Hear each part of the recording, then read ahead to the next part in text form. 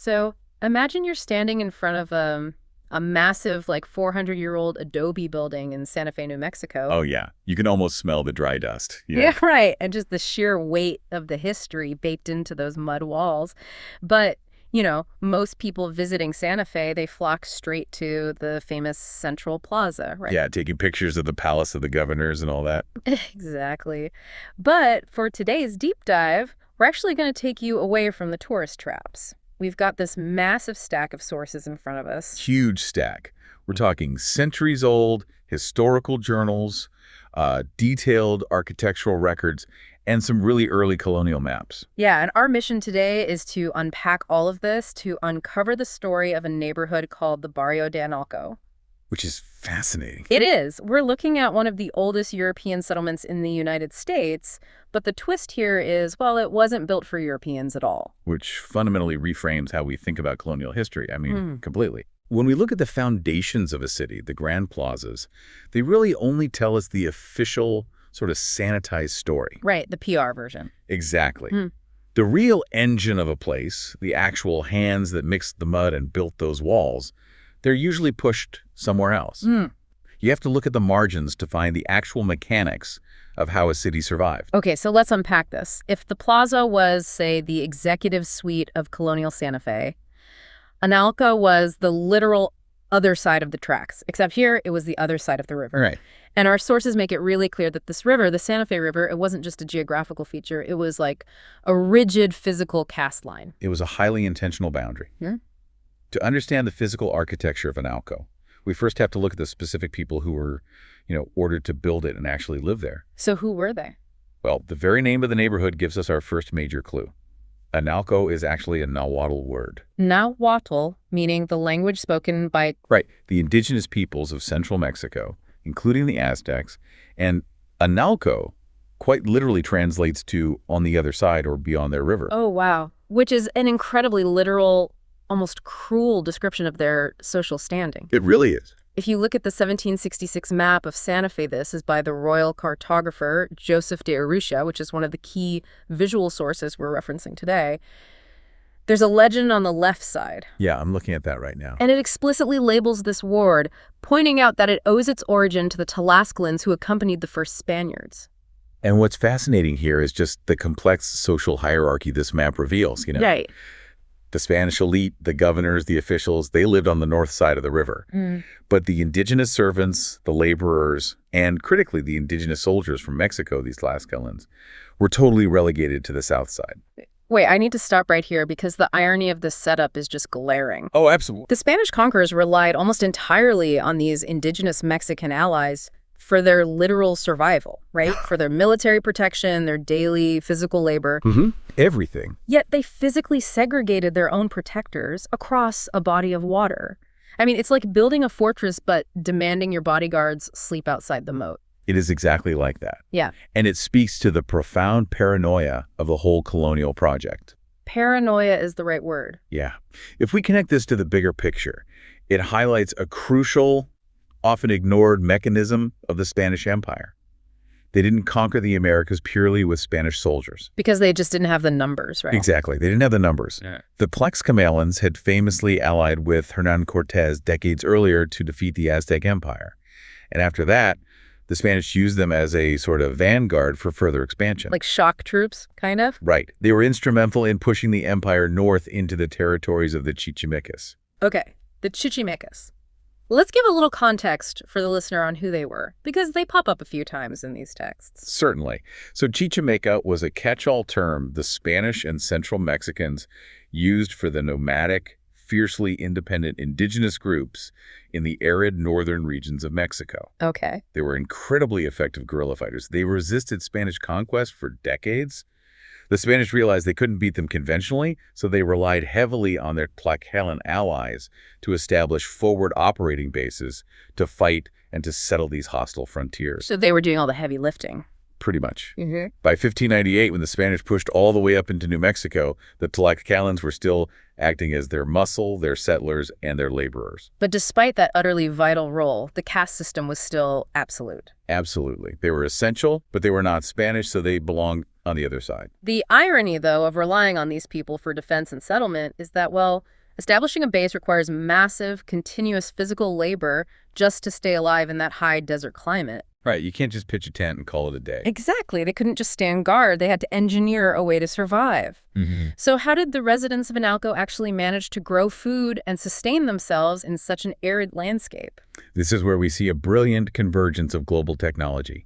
They survived by building acequias. Acequias? Yeah, these are complex, community-managed irrigation canals. They work entirely by gravity, tapping into the Santa Fe River upstream and channeling the snowmelt into this capillary system of ditches that feed individual plots of land. Wow.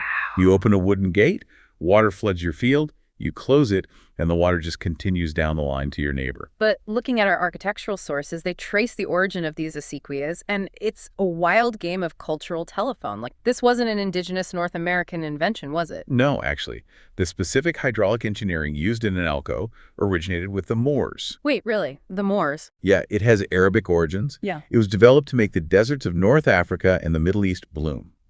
When the Moors occupied Spain, they brought this technology to arid regions like Valencia. Oh, that makes sense. Right, and centuries later, Catholic friars and colonizers brought the concepts over to the New World. But it was the indigenous Tlaxcalans in places like Analco who actually dug the ditches, mastered the slopes, and adapted the engineering to the North American soil. So let me get this straight. You have Arabic engineering, filtered through Spanish friars, implemented by Central American indigenous people to terraform the desert of New Mexico. That's exactly right. That is the literal definition of a hidden history. And because of those gravity-fed ditches, Analco actually became the agricultural engine of early Santa Fe. It did. But they didn't just build water systems. They built a massive religious structure, too.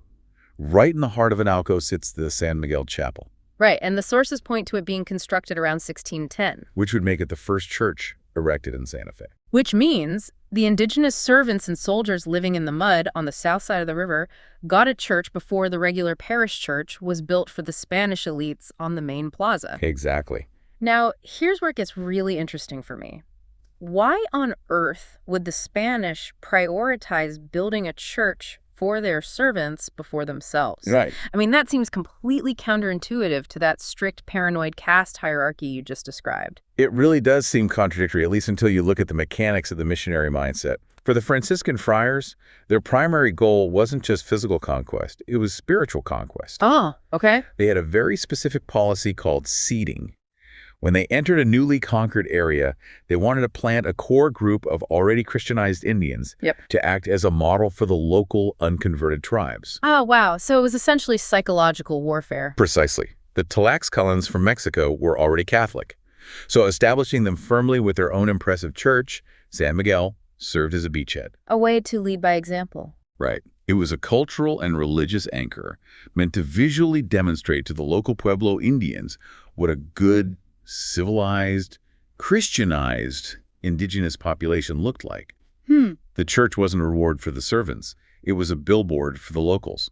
A billboard. That's such a great way to put it. And we actually have records of the people living around this billboard. Near the chapel is a structure often called the oldest house in New Mexico. Yeah, a really fascinating spot. It's considered the ancestral home of a man named Juan de Leon Brito, a Tlaxcalan resident of Analco. And having a specific name just makes the history so much more tangible, you know? It really grounds it. Yeah, Juan de Leon Brito wasn't some Spanish governor writing decrees. He was a guy living on the other side of the river, managing the acequia, going to San Miguel, just trying to build a life. But, you know, that life was built on top of a sociological powder keg. Think about the tension this seeding strategy created. I can only imagine. You have the Spanish elites hoarding power at the top.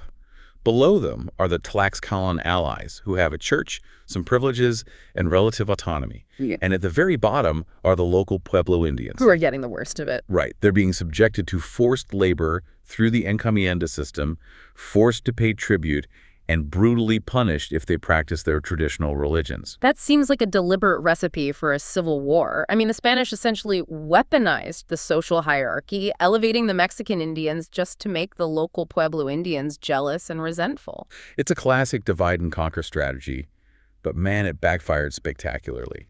The Pueblo Indians watched the Tlaxcalans enjoy special treatment.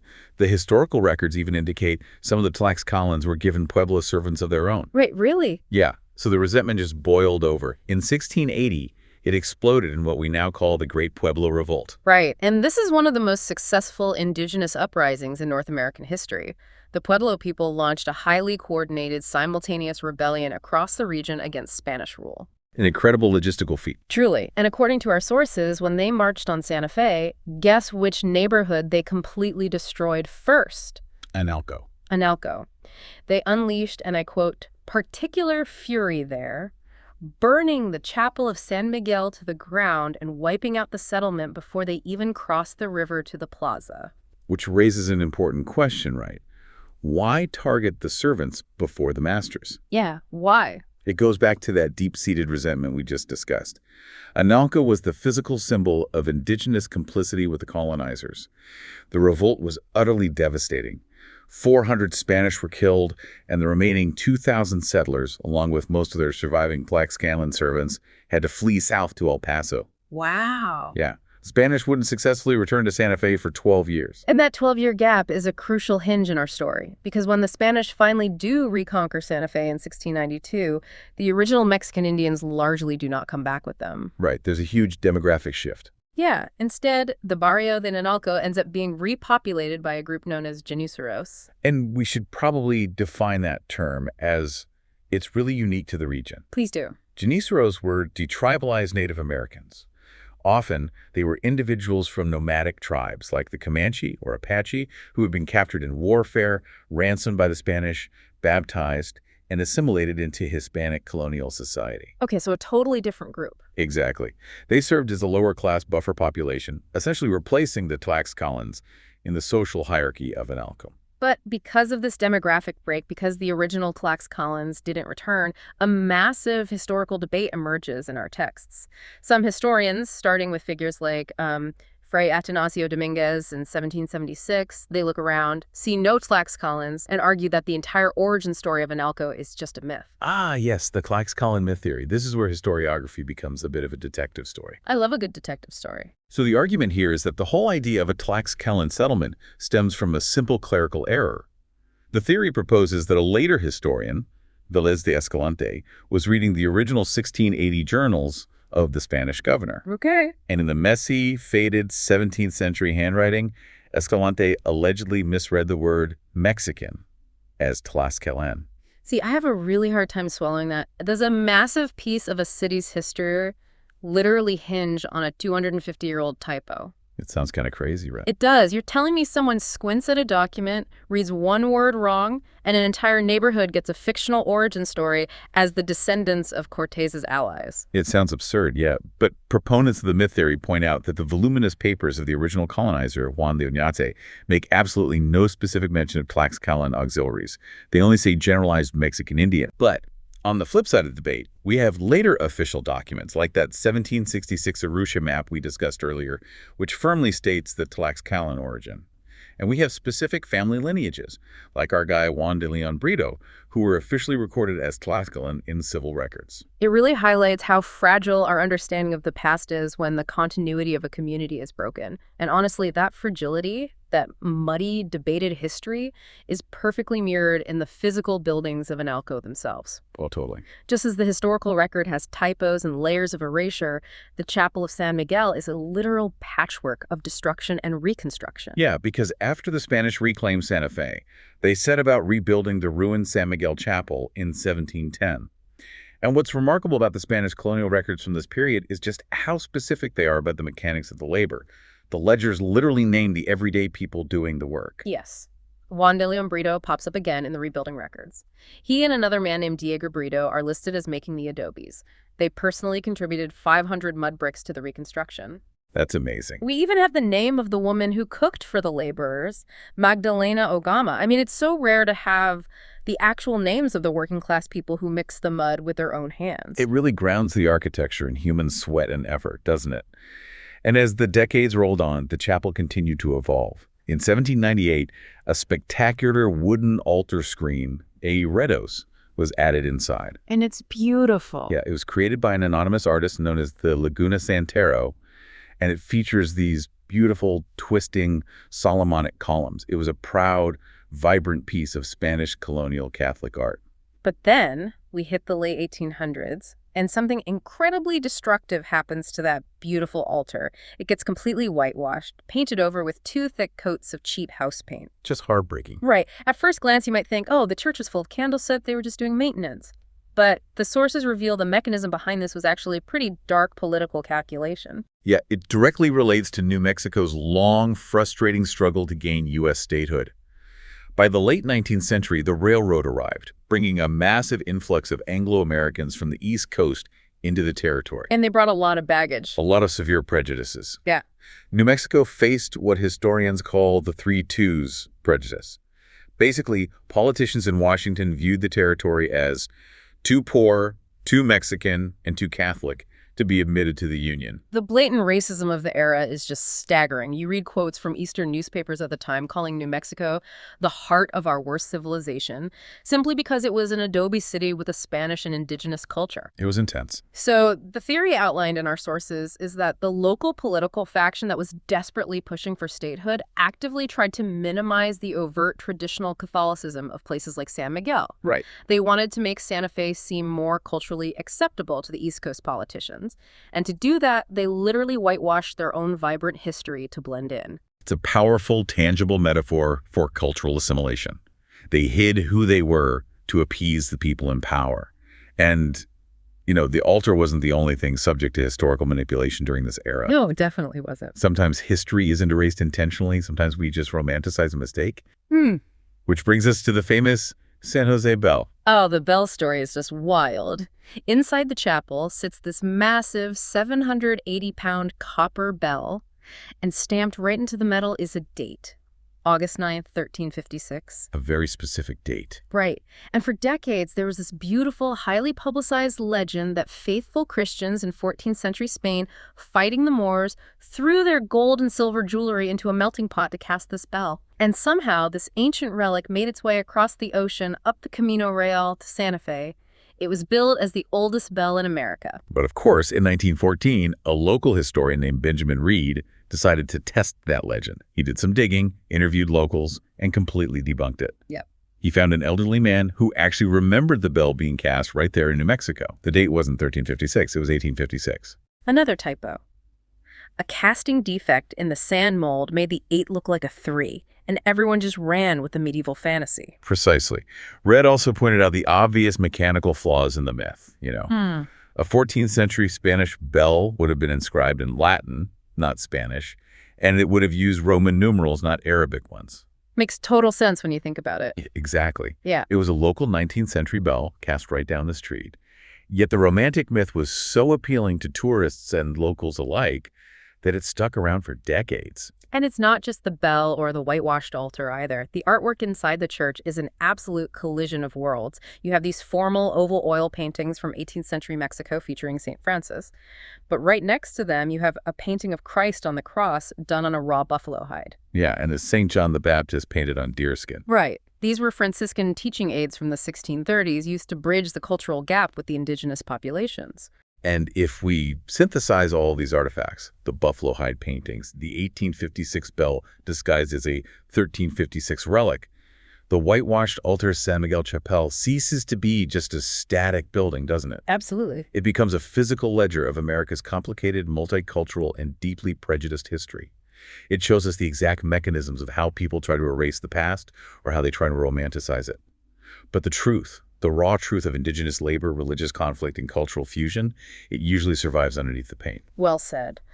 So what does this all mean for the ultimate claim to fame of the Barrio de Analco? Because if you walk down the street today, San Miguel Chapel is widely billed on tourist brochures and road signs as the oldest church in the United States. Oh, everywhere. But based on all this destruction, rebuilding, and myth-making, is it actually the oldest? Well, it depends entirely on your parameters. If we define the United States to include U.S. territories, San Miguel loses instantly to the San Juan Bautista Cathedral in Puerto Rico.